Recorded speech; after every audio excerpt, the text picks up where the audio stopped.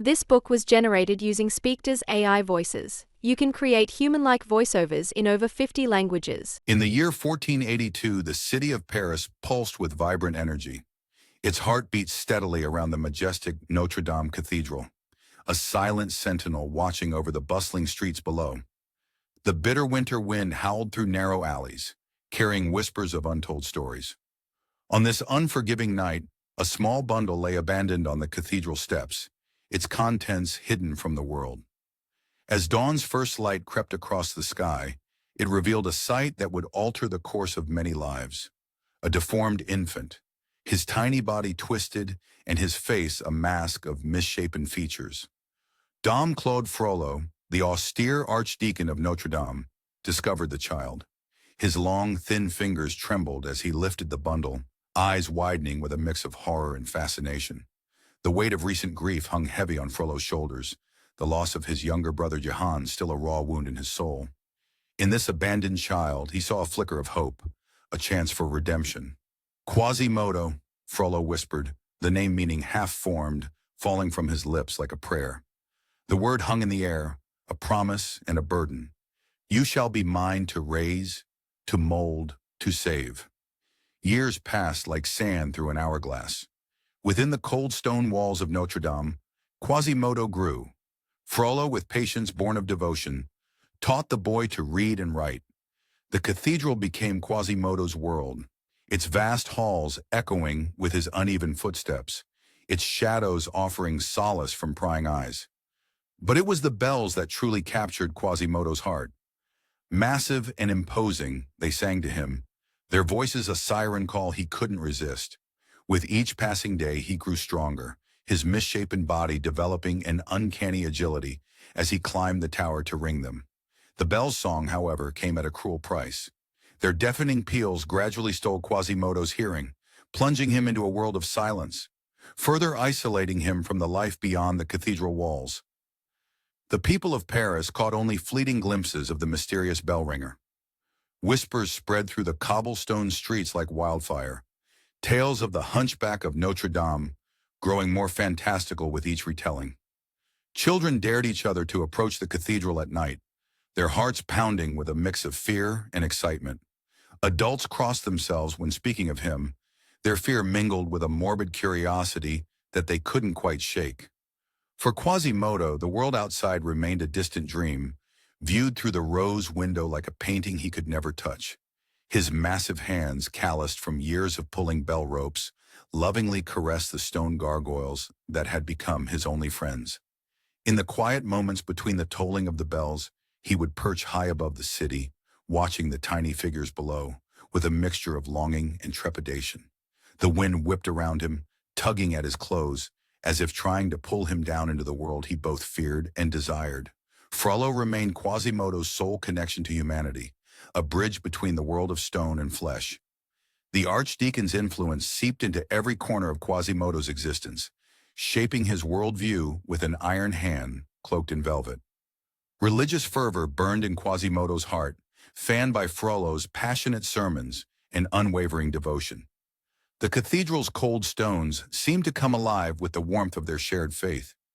Yet beneath the layers of piety and gratitude, a spark of something else flickered in Quasimodo's soul, a yearning for connection, for understanding, for a life beyond the confines of his stone sanctuary. As the years passed, that spark grew, nurtured by stolen moments of observing the vibrant life in the square below. He watched lovers embrace, children play, and merchants haggle, each scene a window into a world he could only imagine. The archdeacon's influence shaped Quasimodo's worldview, instilling in him a mix of religious fervor and unquestioning loyalty. But even as Quasimodo's devotion to Frollo remained steadfast, a seed of curiosity about the world beyond the cathedral walls had been planted, waiting for the right moment to bloom. As winter's grip on Paris began to loosen, a change stirred in the air. Quasimodo sensed it, a shift in the rhythm of the city below. From his perch, high in the bell tower, he watched as colorful banners began to appear in the streets, and the usual bustle of the city took on a frenzied, excited edge. Something was coming, something that made his heart race with both fear and anticipation. Little did he know that the next day would bring a celebration that would change his life forever. The streets of Paris erupted in a riotous celebration on January 6, 1482. It was the annual Festival of Fools, a day when the city transformed into a carnival of chaos and merriment. The cobblestone streets, usually alive with the clip-clop of horse hooves and the chatter of merchants, now pulsed with the energy of thousands. Revelers in outlandish costumes pushed and shoved their way through the crowds, their faces hidden behind masks that ranged from the comical to the nightmarish. The air was thick with a heady mixture of scents, roasting meat sizzling on spits, spilled wine seeping between the cobblestones, and the earthy musk of unwashed bodies pressed close in the winter chill. A cacophony of sounds rose above it all. Bells jangled, trumpets blared, and wild, uninhibited laughter echoed off the buildings. It was as if the city itself had donned a mask, becoming a place where reality and fantasy blurred like watercolors in the rain. In the heart of this maelstrom stood Notre Dame Cathedral, its imposing stone facade a silent witness to the revelry below. Within its bell tower, a figure stirred, drawn by the siren song of the celebration. Quasimodo, the cathedral's bell ringer, now 20 years old, peered down at the spectacle with a mixture of fear and fascination. His heart raced, pounding against his misshapen chest. For 2 decades, the walls of Notre Dame had been his world, his sanctuary and his prison. But today, something stirred within him, a longing to be part of the world beyond the stone and stained glass. With trembling hands and unsteady steps, Quasimodo began his descent. Each step down the winding staircase felt like a step into another world. The sounds of the festival grew louder, the scent stronger, until finally he emerged into the square. The crowd's reaction was immediate and visceral. A hush fell over the nearest revelers, their eyes widening behind their masks as they took in Quasimodo's hunched form. He stood there, uncertain, his one good eye darting nervously from face to face. For a moment, it seemed as if the festival itself held its breath. Then, like a wave breaking on the shore, the crowd surged forward. But instead of recoiling in horror, as Quasimodo expected, they embraced him with the wild abandon of the truly intoxicated, by wine, by freedom, by the spirit of the day. "Look," someone shouted, "the perfect Pope of Fools!" The cry was taken up by others, and soon Quasimodo found himself swept along in a tide of humanity. Hands reached out to touch him, not in revulsion, but in a strange sort of reverence. In his confusion and excitement, Quasimodo mistook their fascination for acceptance, his heart swelling with an unfamiliar warmth. Before he knew what was happening, he was hoisted onto a makeshift wooden throne. A tattered robe was draped over his shoulders, and a crooked crown placed upon his head.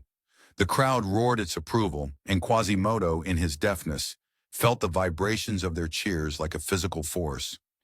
As he was paraded through the streets, Quasimodo's face split into a wide, guileless grin. For the first time in his life, he was the center of attention, and it felt glorious. He waved to the crowd, his misshapen hands moving in awkward, excited gestures. But the mood of the crowd was as changeable as the wind. What had begun as a moment of inclusion soon soured, the laughter taking on a cruel edge. The first rotten fruit flew through the air, splattering against Quasimodo's chest. He blinked in confusion, still smiling, still waving. More missiles followed, overripe vegetables, clods of dirt, even small stones. The air filled with jeers and taunts, but Quasimodo, in his deafness, remained oblivious to the shift. His continued smiles and waves only fueled the crowd's derision, turning what should have been his moment of triumph into a humiliating spectacle. As the day wore on, the sun tracing its arc across the winter sky, Quasimodo's joy began to fade. Confusion clouded his features as he struggled to understand why people were throwing things at him, why their faces twisted into sneers even as they cheered. Slowly, painfully, the truth began to dawn on him. This wasn't acceptance. This wasn't celebration. This was mockery, pure and cruel. As the realization sank in, Quasimodo's smile faltered, then disappeared entirely. His shoulders slumped and his gaze dropped to the ground. The warmth that had filled his heart earlier curdled into a cold, heavy lump of despair. As the day drew to a close, Quasimodo sat silently on his throne of ridicule, a broken figure amidst the dying embers of the festival, his brief moment of hope extinguished like a candle in the wind. The sun began to set, casting long shadows across the square. The crowd's energy seemed to wane, their cruel laughter fading into murmurs. Quasimodo, still perched on his makeshift throne, felt a chill creep into his bones that had nothing to do with the cooling air. Suddenly, a new sound cut through the diminishing noise of the festival. It was a voice, clear and commanding, rising above the din. Quasimodo lifted his head, his good eye searching for the source. As the crowd parted, he saw a figure striding towards him, tall and purposeful. Who was this newcomer, and what did their arrival mean for the Bell-Ringer of Notre-Dame? The Festival of Fools wasn't over yet, and it seemed that fate had one more surprise in store for Quasimodo. The Festival of Fools had reached its peak, the air electric with excitement and revelry. The cacophony of celebration filled every corner of the square, a symphony of laughter, music, and merriment. Suddenly, as if touched by an unseen hand, the crowd fell silent. The abrupt hush was almost tangible, a blanket of anticipation settling over the throng. All eyes turned to the center of the town square, drawn by an invisible force. There, bathed in the warm glow of the afternoon sun, stood a young gypsy girl of breathtaking beauty. This was Esmeralda, a vision so enchanting she seemed to have stepped out of a dream and into reality. Her raven hair cascaded down her back like a waterfall of midnight, framing a face that could have been carved by the most skilled of artists. Emerald eyes, bright and mysterious, sparkled with life, drawing in every gaze like moths to a flame. Esmeralda's lithe figure was adorned in vibrant colors that seemed to shimmer and dance even before she moved, each hue a testament to her vibrant spirit. In her delicate hand, she held a tambourine, its silver bells catching the light and promising a performance to remember. The instrument seemed an extension of her very being, a conduit for the magic she was about to unleash. As the first notes of music drifted through the air, soft as a lover's whisper, yet impossible to ignore, Esmeralda began to dance. Her movements were poetry in motion, a perfect blend of innocence and sensuality that defied description. She twirled and leaped, her bare feet barely kissing the cobblestones before taking flight again. It was as if gravity itself had no hold on her, each step a rebellion against the very laws of nature. The crowd watched in stunned silence, their collective breath held captive by the mesmerizing display before them. The world seemed to fade away, leaving only Esmeralda and her dance. Among the transfixed onlookers, Quasimodo, the Hunchback of Notre-Dame, felt his heart skip a beat. Still nursing the wounds of his earlier humiliation, he found himself instantly smitten.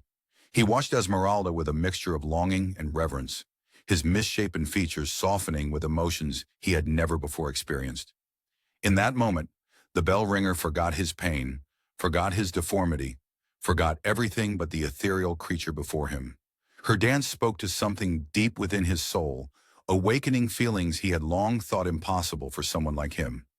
Unbeknownst to Quasimodo, his master Claude Frollo observed the dance from the shadows of a nearby alley. The archdeacon's face was a battlefield of conflicting emotions, each warring for dominance. Despite his vows of chastity and his reputation for asceticism, Frollo found himself consumed by thoughts that made his blood run hot and cold by turns.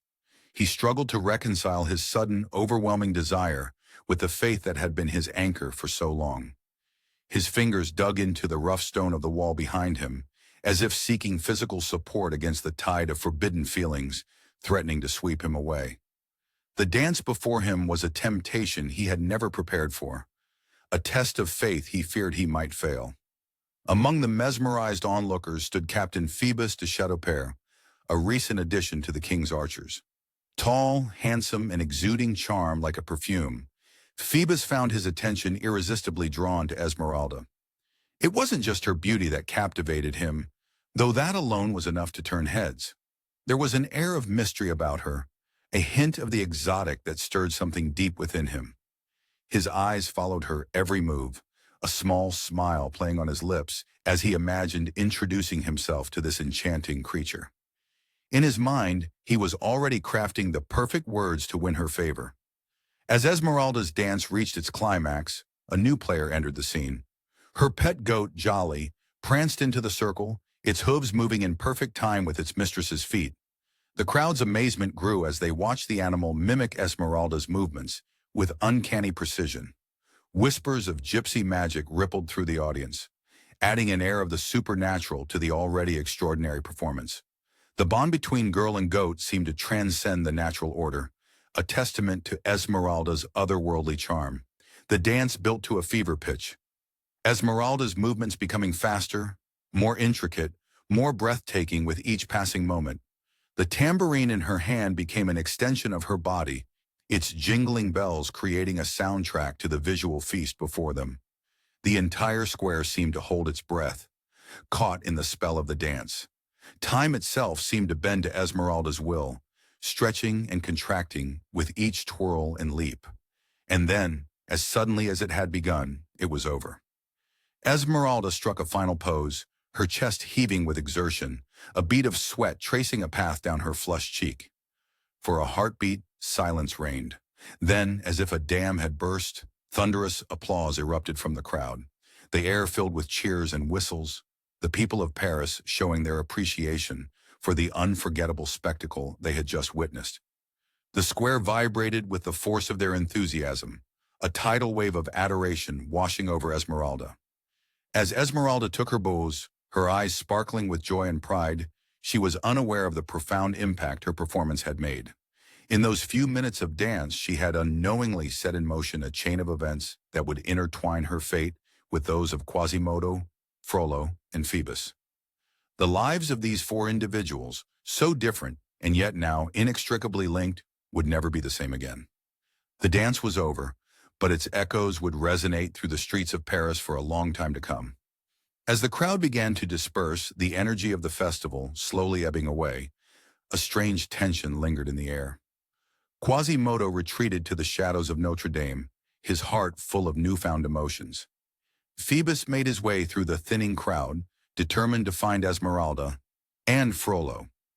Frollo remained in his dark corner, his face a mask of conflicting desires. The sun began to set, casting long shadows across the square, as if foreshadowing the darkness to come. Little did anyone know that as the last echoes of the festival faded away, a storm was brewing in the heart of Paris, a tempest of passion, jealousy, and forbidden desire that would shake the very foundations of the city. The festival had come to an end, leaving the city in a quiet lull. For Claude Frollo, however, a storm of inner turmoil was just beginning to brew. The Archdeacon's once orderly world had been shattered by a single glimpse of the gypsy girl, Esmeralda. Her image haunted him, a constant presence in his thoughts that refused to be banished. In the days that followed, Frollo's austere quarters in Notre-Dame became a prison of his own making. The cold stone floors echoed with his restless pacing, each step a reminder of his growing obsession.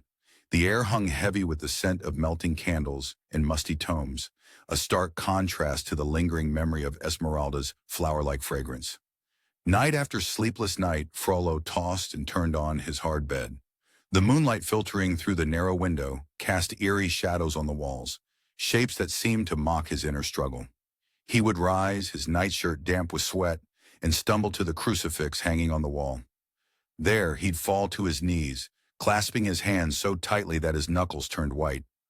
"Lord, deliver me from this temptation," he'd whisper, his voice hoarse and desperate. But even as the words left his lips, Esmeralda's enchanting smile would flash before his mind's eye, making his heart race and his resolve crumble. The once disciplined man found himself neglecting his duties, his mind constantly elsewhere. His colleagues at the cathedral exchanged worried glances as Frollo passed by, his eyes unfocused and his brow furrowed. The mask of piety he had worn for so long was cracking, revealing glimpses of the tumultuous emotions beneath. Unable to resist the pull of his obsession, Frollo took to the streets of Paris. The city was a maze of narrow alleys and winding roads, perfect for a man seeking to remain unseen. He moved like a shadow, his dark robes blending with the gloom of twilight. His eyes, burning with an intensity that frightened even himself, were fixed on a single goal: Esmeralda. He watched her performances in the square, mesmerized by the way her body swayed to the rhythm of her tambourine. The jingling of the instrument seemed to mock him, a constant reminder of the joy and freedom that eluded him. Frollo's heart raced as Esmeralda twirled, her skirts flaring out like the petals of an exotic flower. He drank in every detail, the curve of her smile, the flash of her eyes, the grace of her movements. In rare moments when Esmeralda found solitude, Frollo's anguish reached new heights. He observed her quiet contemplation from afar, imagining the thoughts that might be passing through her mind. Did she ever think of him? Did she feel the same all-consuming fire that burned within his chest? The questions tormented him, driving him further into the depths of his obsession. To quell the guilt that gnawed at his conscience, Frollo's mind conjured a comforting lie. He convinced himself that Esmeralda had bewitched him with gypsy magic, that he was merely a victim of her supernatural charms. This self-deception took root in his mind, growing like a poisonous weed, allowing his obsession to flourish unchecked.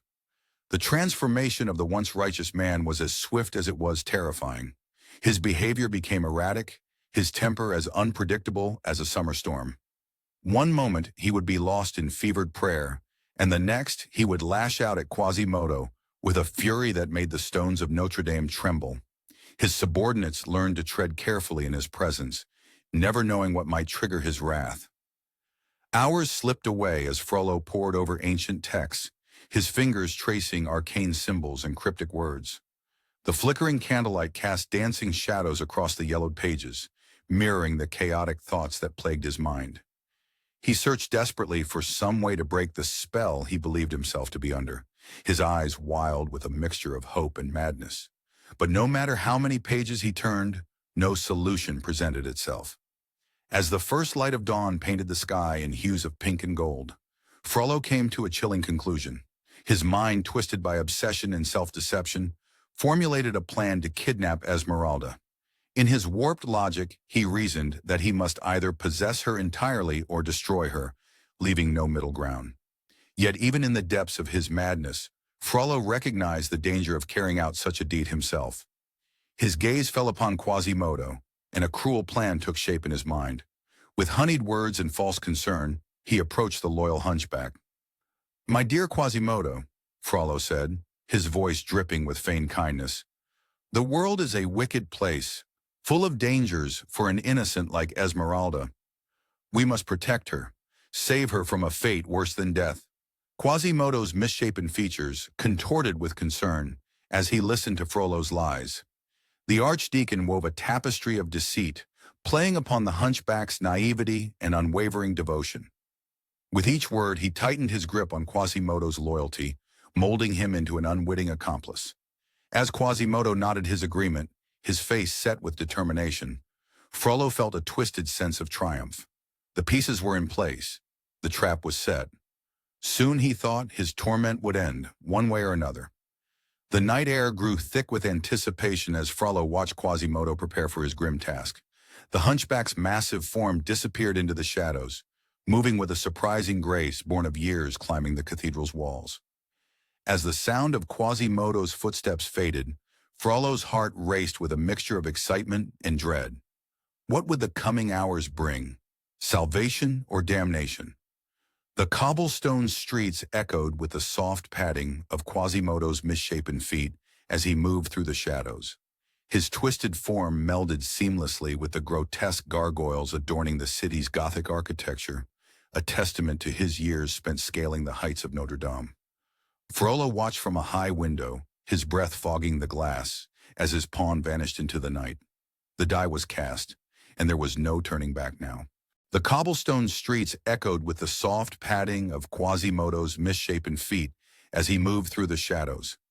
His twisted form melded seamlessly with the grotesque gargoyles adorning the city's Gothic architecture, a testament to his years spent scaling the heights of Notre-Dame. The cool night air carried a medley of scents: acrid smoke from dying hearths, the pungent odor of sewage, and the damp mist rising from the Seine. Quasimodo's heart raced, a storm of conflicting emotions. Loyalty to Frollo, his master and protector, battled against the tender feelings blossoming for Esmeralda. Her kindness had touched a part of him, long buried beneath years of isolation and ridicule. Each step forward felt like a betrayal, yet he couldn't stop. The gentle lapping of water against stone drew his attention. There, bathed in silvery moonlight, stood Esmeralda. Her lithe figure moved with a grace that made Quasimodo's breath catch in his throat.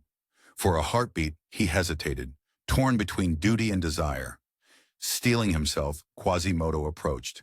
His usually sure movements became clumsy and frightening as he lunged from the shadows. Esmeralda's eyes widened, terror etched across her delicate features.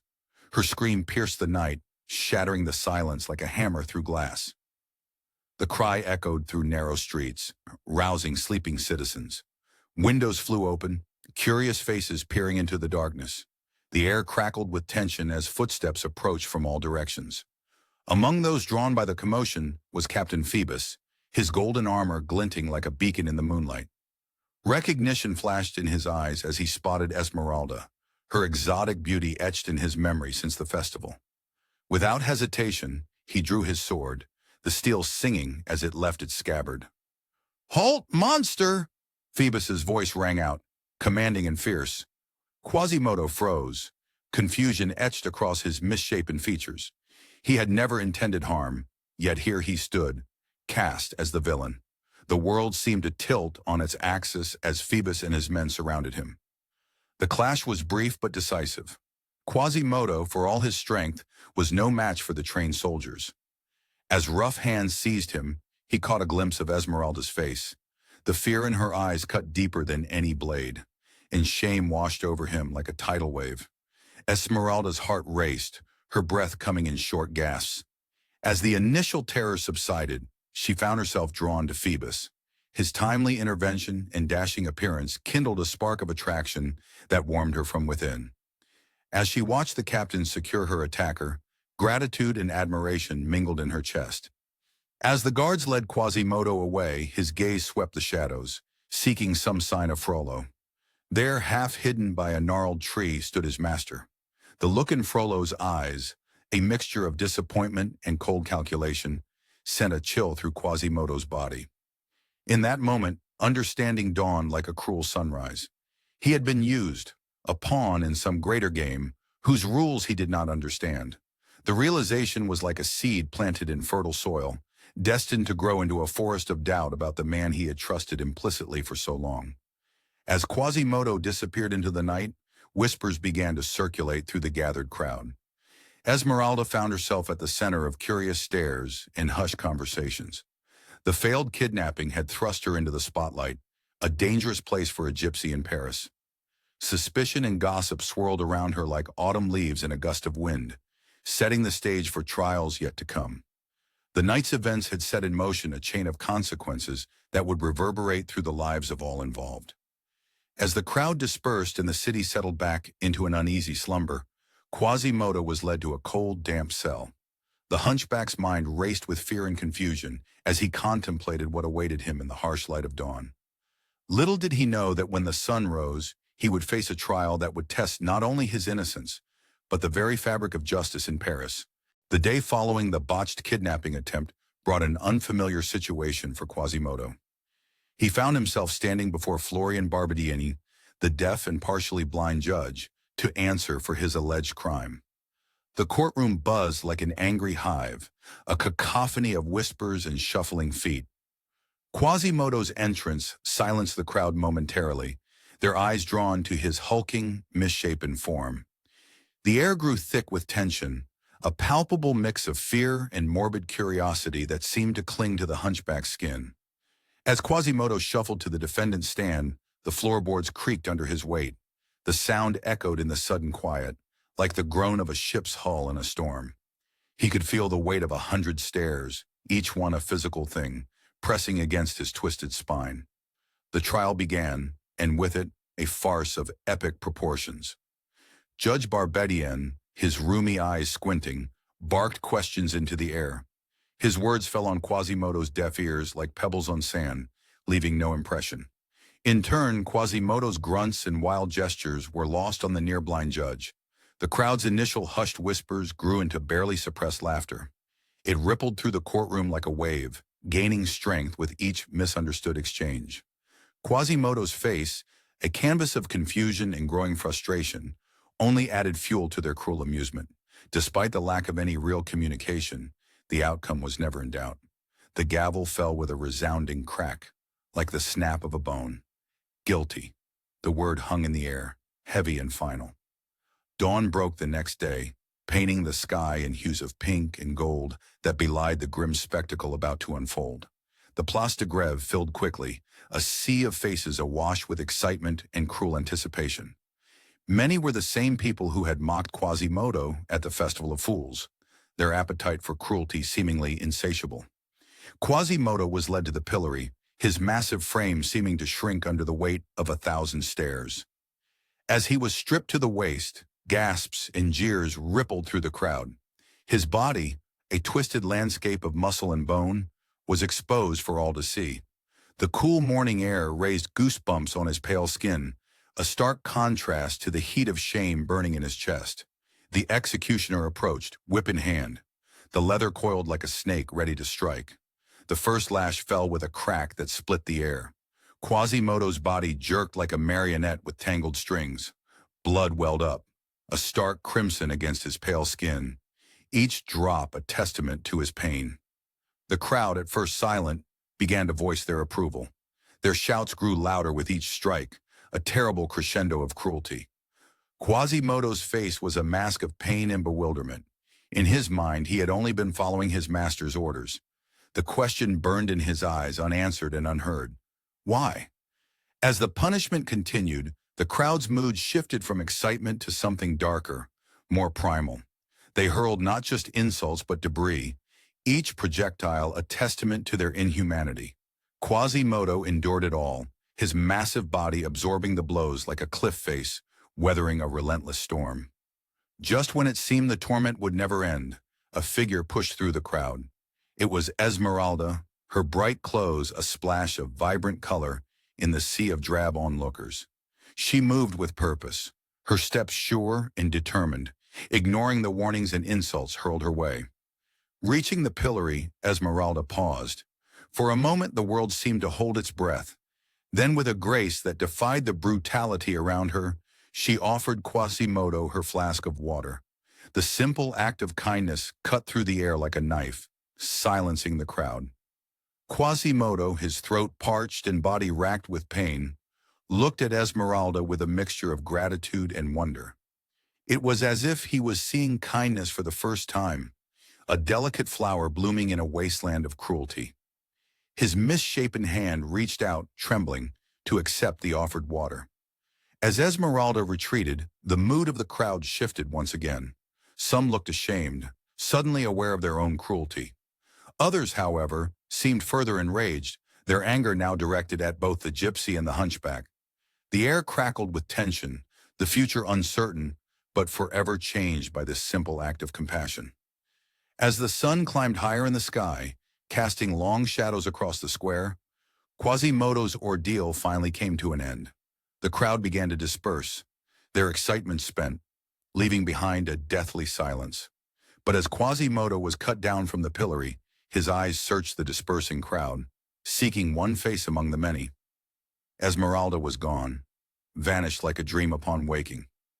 In the distance, the faint sound of a tambourine could be heard, its joyous jingle a stark contrast to the grim scene in the square. Quasimodo's heart leaped at the sound, a spark of hope kindling in his chest.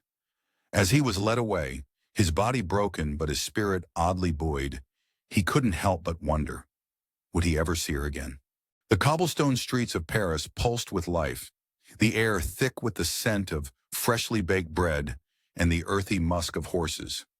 Amidst the bustling crowd, Esmeralda's tambourine rang out, its joyous jingle a siren call to passers-by.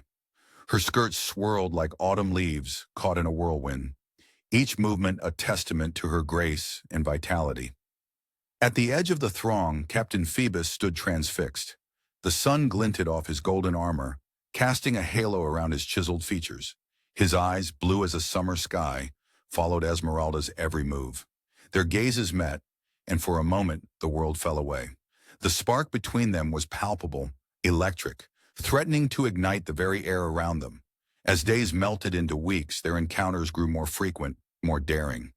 Phoebus, his heart racing like a war drum, would seek her out after her performances. "Esmeralda," he'd murmur, his voice low and husky, "your dance was mesmerizing today." His words sent shivers down her spine, her emerald eyes sparkling with a mixture of innocence and awakening desire. Their conversations, once brief and guarded, blossomed into intimate exchanges. They'd steal away to quiet corners, their heads bent close, sharing whispered dreams and tentative touches. The rough stone walls of the square seemed to lean in, as if eager to catch their secrets. For Esmeralda, Phoebus was a shining knight, a beacon of hope in her world of shadows. She dreamed of a future free from prejudice and poverty, her naive heart mistaking his lustful intentions for true love. Each stolen glance, each fleeting touch, fed the flame of her growing infatuation. Phoebus, consumed by desire, found himself haunted by thoughts of Esmeralda, the soft curve of her neck, the sway of her hips, the musical lilt of her laughter. These images tormented him day and night, driving him to seek her out with increasing urgency. As their passion intensified, so did the risks they took. Their clandestine meetings became bolder, their touches lingering like honey on warm skin. The air between them crackled with unspoken longing, a powder keg awaiting a single spark. Unable to resist any longer, they made plans for a secret rendezvous. Phoebus arranged for them to meet at his friend's home, Madame Failordel's house. The anticipation hung heavy in the air, like the stillness before a summer storm. Unknown to the star-crossed lovers, a dark shadow loomed over their plans. Claude Frollo, the Archdeacon of Notre-Dame, had uncovered their intentions. His love for Esmeralda, once pure, had twisted into something dark and possessive. As night fell, he followed them, his black robes melding with the lengthening shadows. Esmeralda made her way through the quiet streets, her heart pounding like a caged bird. The soft patter of her footsteps on the cobblestones seemed to echo her racing pulse. At Madame Failordel's door, Phoebus greeted her, his eyes blazing with barely contained passion. He pulled her into his arms, their lips meeting in a searing kiss that left her breathless and weak-kneed. Hand in hand they ascended the stairs, the creaking wood beneath their feet a counterpoint to their ragged breathing. In a private room, Phoebus began to seduce Esmeralda, his hands roaming her body like a cartographer mapping uncharted territory. His lips trailed fire along her skin, igniting sensations she had never known. Esmeralda trembled in his arms, torn between desire and virtue. "Phoebus," she whispered, her voice quavering like a leaf in the wind. I'm not sure."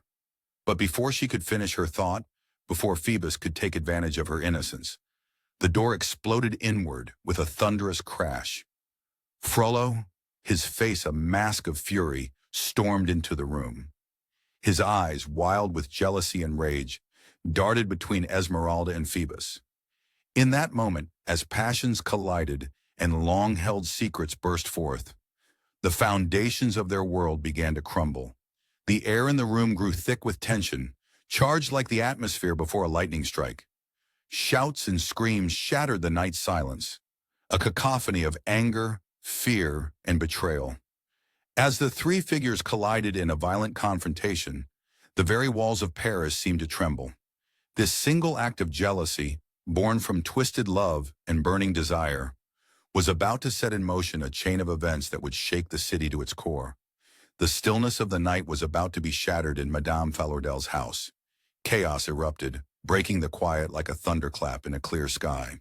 The stillness of the night was shattered in Madame Failordel's house. Chaos erupted, breaking the quiet like a thunderclap in a clear sky.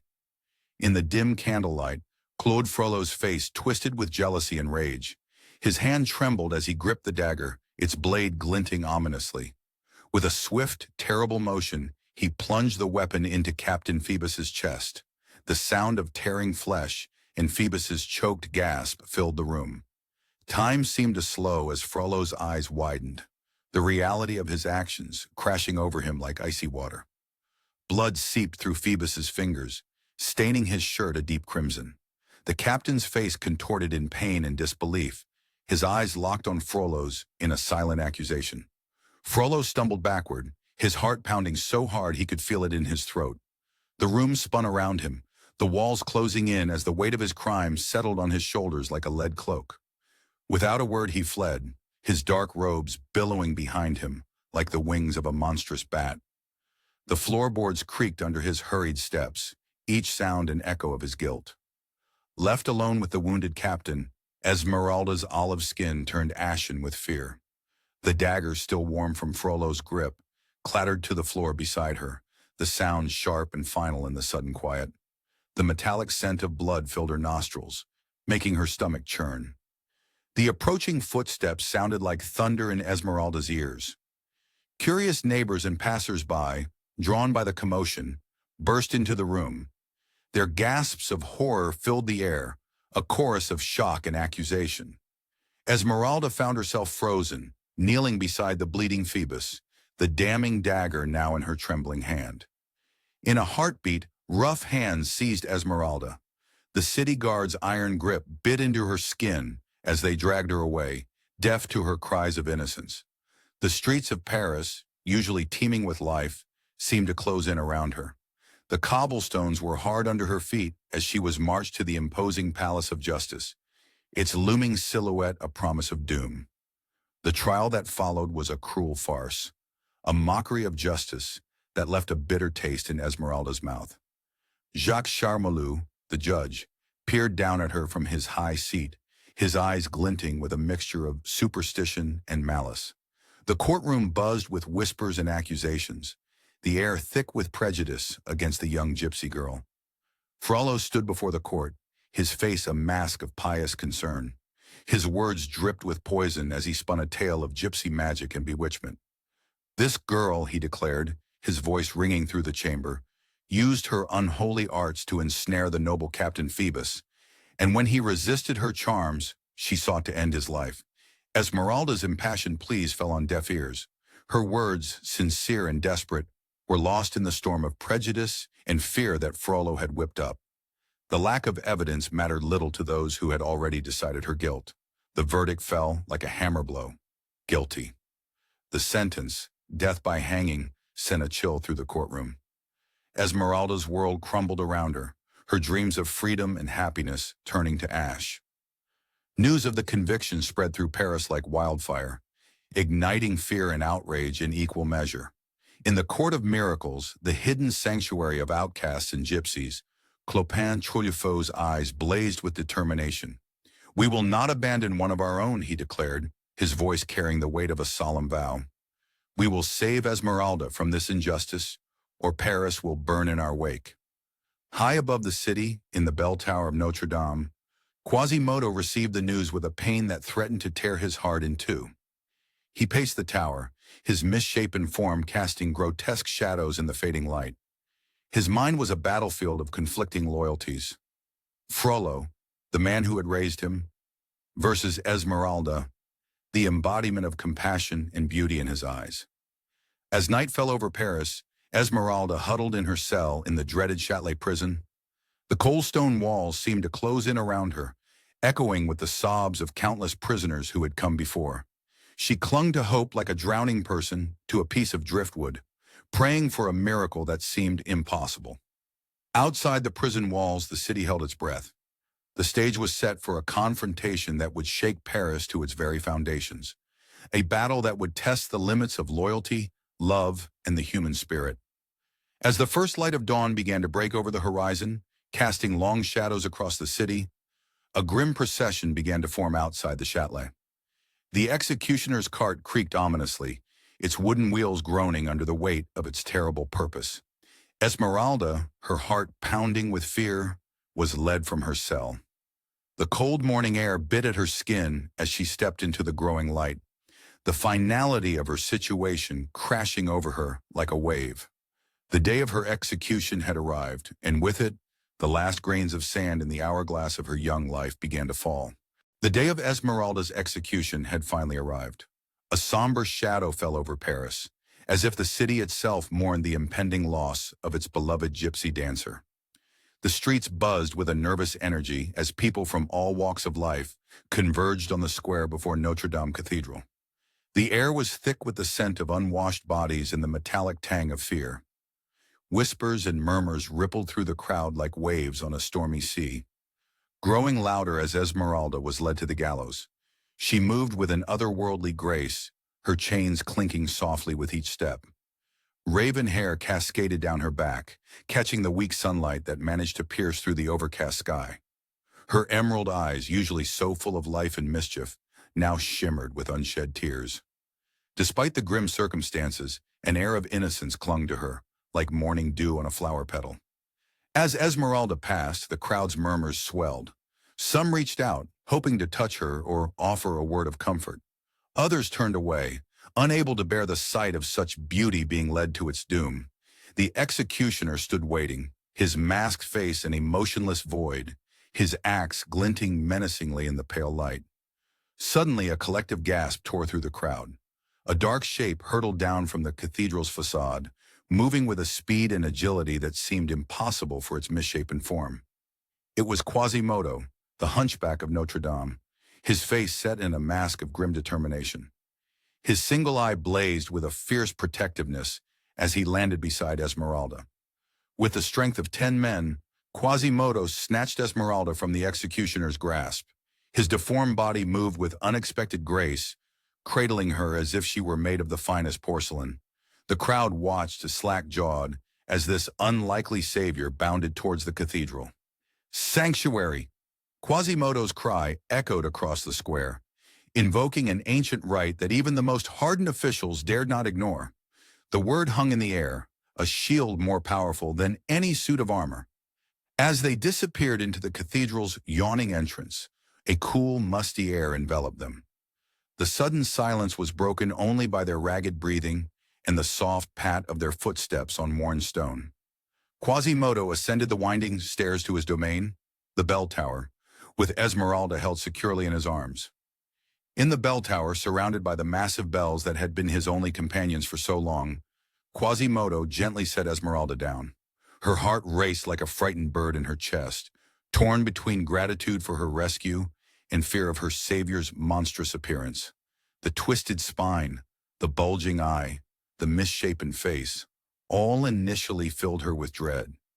Yet as Quasimodo tenderly offered her water and bread, his actions spoke louder than words ever could. His gentleness was a stark contrast to his fearsome exterior, and Esmeralda felt her fear begin to melt away like spring snow. Days passed, and a fragile understanding blossomed between them. Esmeralda's initial revulsion transformed into curiosity, then compassion. She saw beyond Quasimodo's deformities to the gentle soul within. For his part, Quasimodo's love for Esmeralda grew deeper with each passing hour, nurtured by her kind smiles and patient attempts to communicate despite his deafness.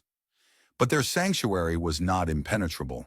Claude Frollo, consumed by his obsession with Esmeralda, prowled the cathedral like a wolf circling its prey.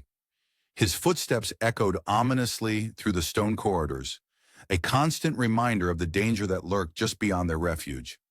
Frollo's visits to the bell tower, ostensibly to check on Quasimodo, were thinly veiled attempts to catch a glimpse of the gypsy girl. Esmeralda, her instincts honed by years on the streets, sensed the malevolence that radiated from Frollo like a noxious fog. She hid in the shadows whenever he approached, her heart pounding so loudly she feared it might give her away. She relied on Quasimodo's protective presence, drawing comfort from his unwavering devotion. Outside the cathedral walls, Paris simmered with unrest. The city was a powder keg, ready to explode at the slightest spark. Debates raged in taverns and noble houses alike. Some demanded justice, calling for Esmeralda to face her sentence. Others pleaded for mercy, moved by the tale of the beautiful gypsy and her unlikely protector. As the days stretched into weeks, the tension both inside and outside the cathedral reached a fever pitch. The authorities, their patience wearing thin, began to plot ways to circumvent the ancient rite of sanctuary and reclaim their prisoner. The once safe haven of Notre-Dame now felt like a fortress under siege. Esmeralda and Quasimodo clung to each other, finding solace in their growing bond. But as night fell and the bells of Notre-Dame rang out across the city, a chill ran down Esmeralda's spine. She couldn't shake the feeling that their time was running out. Little did they know, beyond the cathedral walls a storm was brewing. The news of Esmeralda's sanctuary had ignited a fierce debate throughout Paris, pitting the ancient rites of the church against the authority of the king. As the last echoes of the evening bells faded away, the city held its breath, waiting to see which force would prevail and what fate awaited the gypsy girl and her devoted protector. The news of Esmeralda's sanctuary within Notre-Dame Cathedral spread like wildfire through the streets of Paris. This unexpected turn of events ignited a fierce debate throughout the city, pitting the ancient rites of the church against the authority of the king. As twilight descended upon the city, the air grew thick with anticipation. The last rays of sunlight painted the sky in hues of crimson and gold, casting long shadows across the narrow winding streets. In the Court of Miracles, a hidden realm of outcasts and misfits, an electric energy pulsed through the gathering crowd. Clopin Trouillefou, the self-proclaimed king of truands, stood atop a rickety wooden crate. His eyes glinted with a mix of mischief and determination as he surveyed the sea of faces before him. "My friends, my family," he called out, his voice carrying over the murmur of the crowd. "Tonight, we reclaim one of our own." The crowd roared in response, their voices echoing off the crumbling walls of their makeshift kingdom. Among them stood Pierre Gringoire, the struggling poet whose life had been forever altered by his brief marriage to Esmeralda in a gypsy ritual. His heart raced, torn between fear and a strange sense of exhilaration, as he found himself swept up in the growing fervor. As night truly fell, the mob swelled into a living, breathing entity.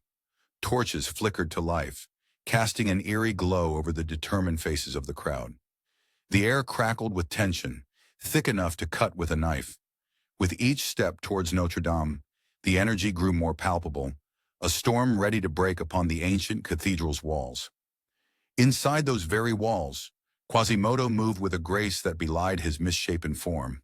His single eye darted anxiously between the windows, catching glimpses of the approaching horde.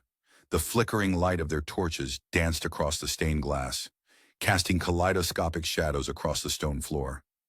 In his mind, their intentions were clear. They had come to harm his beloved Esmeralda. With each passing moment, Quasimodo's resolve hardened like the very stones beneath his feet. His powerful arms worked tirelessly, gathering an arsenal of makeshift weapons. Stones piled high, their rough surfaces cool against his calloused hands. Timber creaked under its own weight, filling the air with the scent of aged wood. In great cauldrons, lead bubbled ominously, its metallic tang mixing with the familiar incense of the cathedral. As the mob surrounded Notre-Dame, their shouts rising like a tide against the stone walls, Quasimodo became a force of nature. Perched high in the towers, he rained down destruction upon the attackers with uncanny accuracy. Stones whistled through the air, their impact punctuated by cries of pain and surprise. Timber beams tumbled from the heights, scattering the assailants like leaves in a gust of wind. But it was the molten lead that struck true fear into their hearts. It poured from the mouths of gargoyles, a hellish waterfall that seared flesh and sent up plumes of acrid smoke. The night air filled with screams and the sizzle of burning cloth and skin. The siege raged on, a chaotic dance of attack and defense. Quasimodo's Herculean efforts became the stuff of legend, whispered in awe even by those who sought to overcome him. The cathedral walls, ancient and unyielding, seemed to draw strength from their unlikely guardian. As the hours wore on, more of Paris was drawn into the fray. The narrow streets echoed with the sounds of conflict, the air thick with the scent of smoke and fear. The line between righteous rescue and mindless riot blurred with each passing moment, as looters and opportunists joined the fray. Dawn's first light revealed a city transformed. The king's soldiers, led by a newly recovered Phoebus, marched into the square. Their armor glinted in the early morning sun, a stark contrast to the disheveled mob. Their presence only added fuel to the fire, as loyalties were tested and alliances shifted like sand beneath the feet. Through it all, Notre-Dame stood firm, a silent witness to the folly of men. The siege had exacted a terrible price in blood and destruction, yet it marked only the beginning. As the sun climbed higher, casting long shadows across the battle-scarred square, the air grew heavy with anticipation. Suddenly, a figure emerged from the shadows of a nearby alley. Claude Frollo, his eyes wild with a mixture of desperation and desire, surveyed the chaotic scene before him. In the midst of the mayhem, he saw his chance, perhaps his last, to claim Esmeralda for himself. With a deep breath, he stepped out into the fray, his heart pounding with the knowledge that everything hung in the balance. The Siege of Notre-Dame had reached its climax, the air thick with tension and the clamor of battle. In this moment of chaos, Claude Frollo saw his chance to make one final, desperate attempt to claim Esmeralda. The night was a tapestry of shadows and flickering torchlight, the distant roar of the rioters a constant, ominous backdrop. Frollo's heart pounded in his chest, each beat a reminder of his twisted desire. He slipped into the cathedral like a wraith, his once holy robes now seeming to absorb the darkness around him. The familiar stone corridors, once a source of comfort, now felt oppressive and accusing. Frollo's footsteps echoed softly, each sound making him flinch. The air grew cooler as he ascended the winding staircase to the bell tower, his fevered mind racing with each step. At the top, the night air hit his face like a slap, bringing with it the acrid smell of smoke from the city below. And there, bathed in ethereal moonlight, stood Esmeralda. Her silhouette was a vision that made Frollo's breath catch in his throat. Esmeralda's eyes widened as Frollo emerged from the shadows. The sight of his face, once kind and fatherly, now twisted into a mask of madness, sent a chill down her spine. "My dear Esmeralda," he rasped, his voice barely above a whisper. "At last we are alone." She backed away, her heart hammering so hard she thought it might burst from her chest. "Stay away from me," she warned, her voice trembling despite her attempt at bravery. The cool stone of the tower pressed against her back, a stark reminder that she had nowhere to run.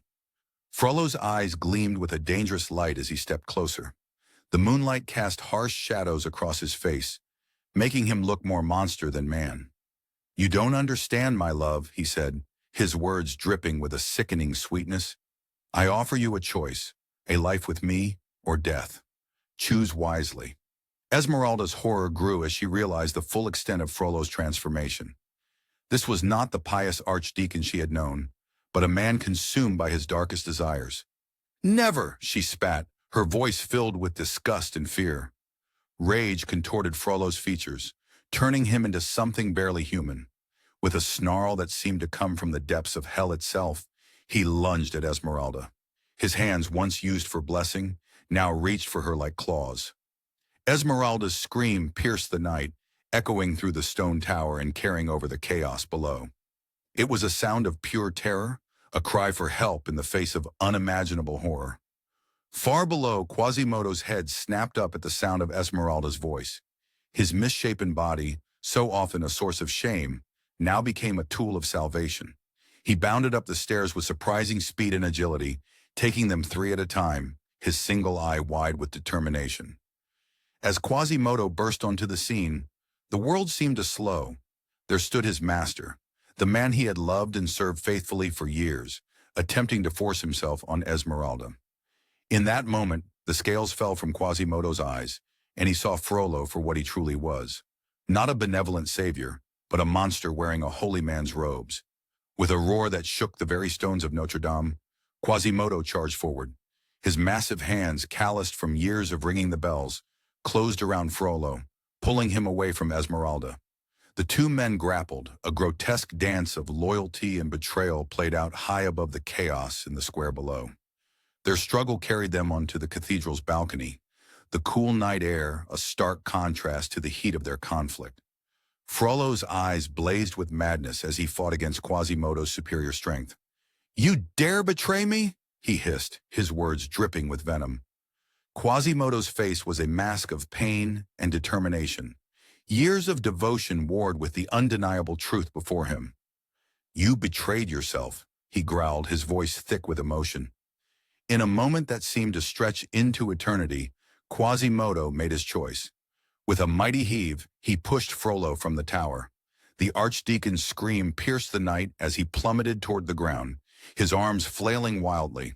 His final moments were a twisted mixture of terror and obsessive love, his eyes fixed on Esmeralda even as he fell to his doom.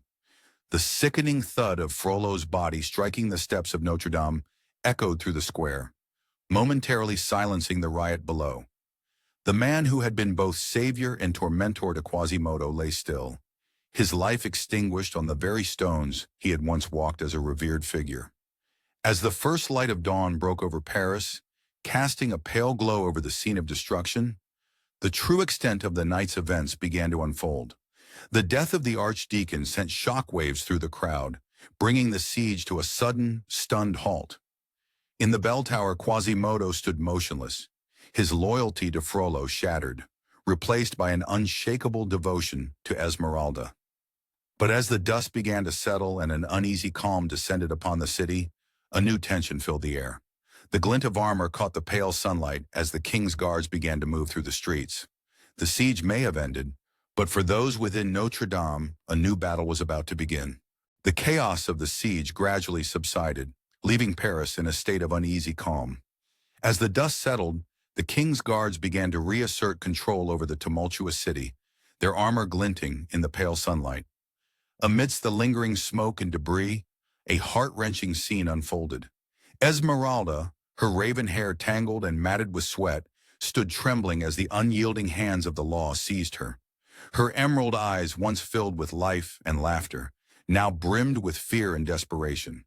Despite Quasimodo's valiant efforts to protect her, the gypsy girl found herself once again in the clutches of those who sought her demise. The hunchback, his misshapen form heaving with exhaustion and despair, watched helplessly as Esmeralda was dragged away. His voice, usually reserved for the tolling of bells, now rang out in anguished pleas. "Take me instead," he cried, his words echoing off the cold stone walls of Notre-Dame.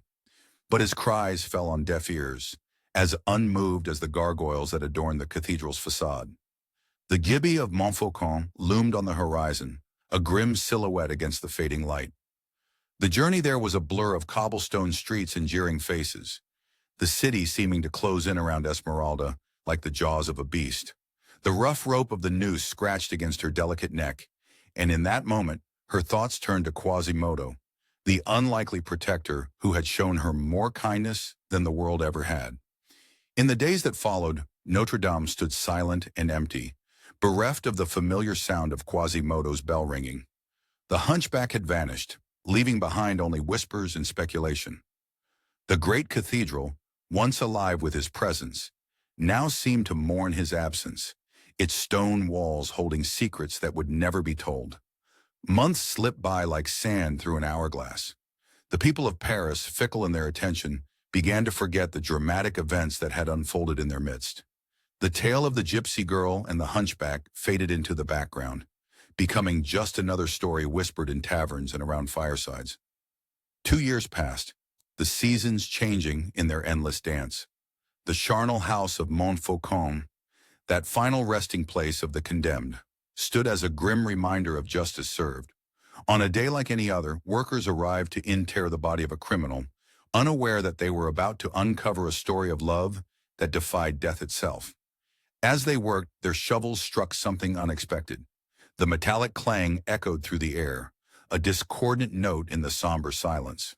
Brushing away the dirt, they revealed a sight that would be seared into their memories forever. 2 skeletons lay entwined, locked in an eternal embrace. One bore the unmistakable signs of deformity, its spine curved and its skull misshapen. The other, more delicate, was undoubtedly female. Realization dawned slowly, like the sun breaking through storm clouds.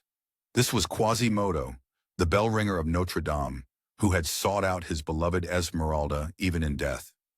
He had lain down beside her, his loyalty and love unbroken by the passage of time or the barrier of mortality. Moved by the poignant scene before them, the workers attempted to separate the skeletons. But as they touched Quasimodo's bones, they crumbled to dust, as if his very essence refused to be parted from Esmeralda. It was a final, haunting testament to the depth of his devotion. The discovery sent ripples through Paris, breathing new life into a story that had all but been forgotten. The tale of Quasimodo and Esmeralda, the hunchback and the gypsy girl, became a legend, whispered with a mixture of awe and sorrow. Their tragic love, stronger than the prejudices that had torn them apart in life, had found its resolution in the quiet darkness of the charnel house. As the years rolled on, their story became woven into the very fabric of Paris, a bittersweet reminder of the power of love to transcend the boundaries of life and death. The empty bells of Notre-Dame seemed to toll once more, a phantom sound echoing through the streets, keeping alive the memory of the hunchback who had loved so deeply and so well. In the end, it was not the grandeur of Notre-Dame or the cruelty of fate that defined their story, but the unbreakable bond between two souls who found solace in each other's embrace. Quasimodo and Esmeralda, united in death as they never could be in life, became a symbol of love's enduring power, their tale a testament to the human spirit's capacity for devotion in the face of insurmountable odds. This book was generated using Speakter's AI voices. You can create human-like voiceovers in over 50 languages.